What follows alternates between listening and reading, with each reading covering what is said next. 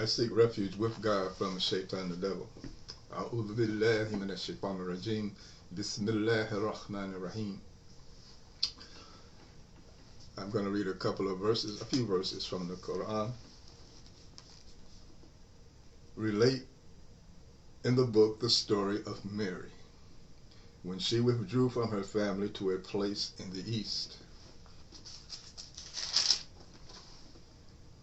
She placed a screen to screen herself from them. Then we sent to her our spirit, and he appeared before her as a man in all respects. She said, I seek refuge from you to Allah, most gracious. Come not near me if you do fear Allah. He said, no, I am only a messenger from your Lord, to announce to you the gift of a righteous son. She said, how shall I have a son, seeing that no man has touched me, and I am not unchaste? He said, so it will be.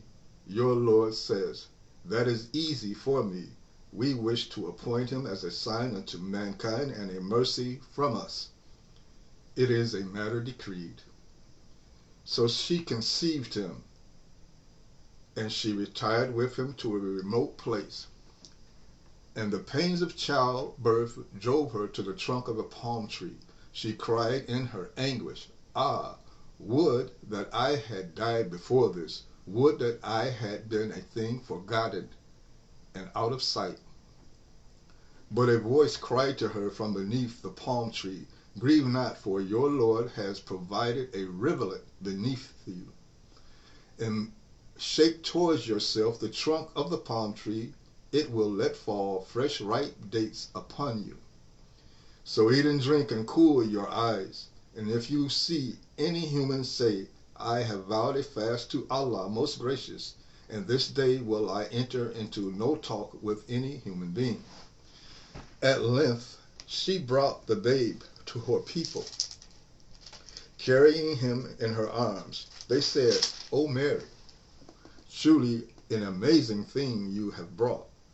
O sister of Aaron, your father was not a man of evil, nor your mother a woman unchaste.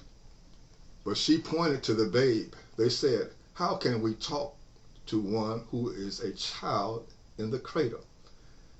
And he said, I am indeed a servant of Allah. He hath given me revelation and made me a prophet. And he has made me blessed wheresoever I be, and hath enjoined on me prayer and charity as long as I live. He hath made me kind to my mother, and not overbearing or miserable. So peace is on me the day I was born, the day that I die, and the day that I shall be raised up again. Those last words were from the prophet Jesus Christ, alayhi salatu wassalam. These verses are some of the verses that were read when the Arabs fled the persecution in Mecca from their own people. They fled to Abyssinia, modern day Ethiopia.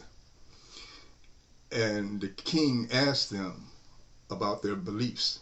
So one of the leaders of the Arabs in Africa at that time, he recited these verses to them.